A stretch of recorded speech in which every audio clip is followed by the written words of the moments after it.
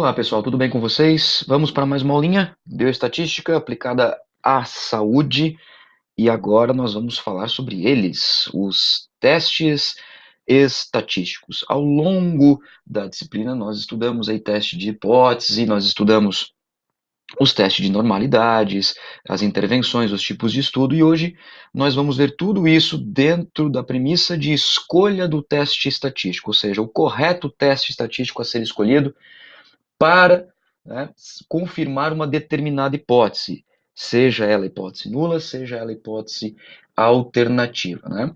E o teste estatístico, ele também serve para confirmar um nível de evidência, se existe ou não esse nível de evidência, tá? Os testes estatísticos, eles são divididos em dois grupos, testes paramétricos e não paramétricos, né? E para a escolha do teste, nós devemos levar em consideração três critérios. Então, esses critérios têm que estar na ponta da língua de vocês, que é normalidade dos dados, é um dos critérios, se os dados são normais ou não normais. Nós temos o critério do tipo de estudo, se o estudo que está sendo feito, está sendo pesquisado ou vai ser pesquisado, é um estudo experimental ou um estudo observacional e é independente de sua subdivisão.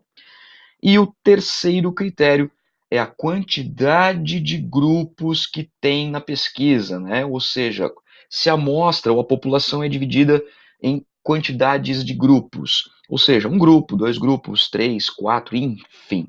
Tá? Então, esses três critérios, dominando bem esses três critérios, sabendo o que cada critério significa, são importantíssimos para a escolha do teste correto, tá? Normalidade dos dados, se os dados são não normais ou normais, tipo de estudo, se o estudo é observacional ou experimental, e a quantidade de grupos, um, dois, três, etc. Ok?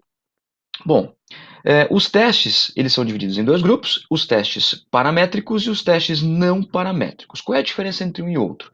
A diferença é que os testes paramétricos são utilizados para a distribuição normal de dados, quando os dados são homogêneos. Lembrem-se dessa palavrinha que significa a mesma coisa que normal.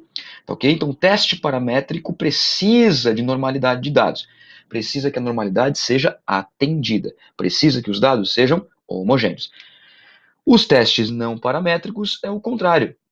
Precisa que os dados sejam não normais, ou seja, heterogêneos. A normalidade dos dados não é atendida para a escolha dos testes. Então vamos ver como de fato essas divisões acontecem. O primeiro teste que nós estudamos é o teste T. O teste T é o método mais usado hoje dentro da bioestatística para comparar diferenças nas médias entre dois grupos. Então, o teste T é utilizado para dois grupos. A quantidade de grupos é até dois, tá? Pode ser utilizado para um grupo também, não se esqueçam disso. E para a utilização do teste T, é necessário que haja normalidade dos dados. Então, a distribuição dos dados tem que ser normal. Então, olha só, nós temos dois critérios daqueles três atendidos já. Quantidade de grupos é até 2. E em relação à normalidade dos dados, dados homogêneos, dados normais, normalidade dos dados atendida. Então falta apenas saber o tipo de estudo. E é aí que difere o teste T a ser utilizado. O teste T, se os dados são normais, ele é um teste paramétrico. E nós temos também os testes não paramétricos ao teste T, quando os dados são não normais. Bom, o teste T para uma amostra é um teste que é utilizado para verificar a média de uma variável de uma amostra comparado à população. Então é sempre um N menor comparado a um N maior. Esse é o teste T para uma amostra, porque é a amostra que está sendo analisada e não a população. Então, mais uma vez, é um teste que serve para comparar a média de uma amostra comparada à média de uma população. Exemplo, comparar a média do IMC das crianças até 12 anos da cidade de Florianópolis comparada com a média do Brasil. Quem é a amostra? As crianças até 12 anos da cidade de Florianópolis. Quem é a população? As crianças do Brasil todo. Então, esse é um tipo de teste que é utilizado para a comparação de N menor com N maior, amostra com população. Teste T para amostras independentes serve para avaliar a variável de estudo de interesse, comparando com dois grupos que são independentes. Então, por exemplo, um pesquisador quer saber se existe diferença entre a média da massa corporal de estudantes homens e de estudantes mulheres de um curso de graduação de uma universidade. Quem são os dois grupos independentes? Homens e mulheres.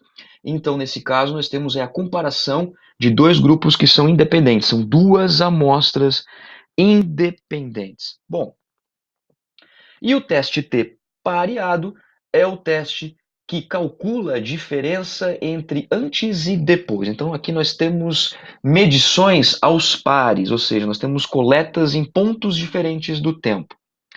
Isso significa, então, que o teste T para uma amostra e o teste T para amostras independentes são para estudos observacionais, enquanto que o teste T pareado é para estudo experimental, que é o terceiro critério, um dos três critérios que nós utilizamos para a escolha do teste. Então, se os dados forem normais, a quantidade de grupos for até 2 e o estudo for observacional, que compara um N pequeno com um N populacional, teste T para uma amostra. Se os dados forem normais até 2 grupos e forem grupos independentes e estudos observacionais, teste T para amostras independentes. Quando nós temos um teste em que precisa-se comparar as médias de antes e depois até 2 grupos para estudos experimentais e dados normais, teste T pareado. Essa é a diferença entre os três testes. Teste T para uma amostra e amostras independentes, estudo observacional. Teste T pareado, estudo experimental. Mas nós temos também os testes que são utilizados quando os dados forem não normais, ou seja, quando os dados forem heterogêneos. Nesse caso, quando nós temos, então, o não atendimento da normalidade dos dados, porque o teste T é só para dados normais, nós temos, então, os seus testes não paramétricos. Então, todos os testes que vão aparecer agora são testes não paramétricos do teste T. Teste T para uma amostra e teste T para amostras independentes, que são testes utilizados para estudos observacionais até 2 grupos e para dados normais.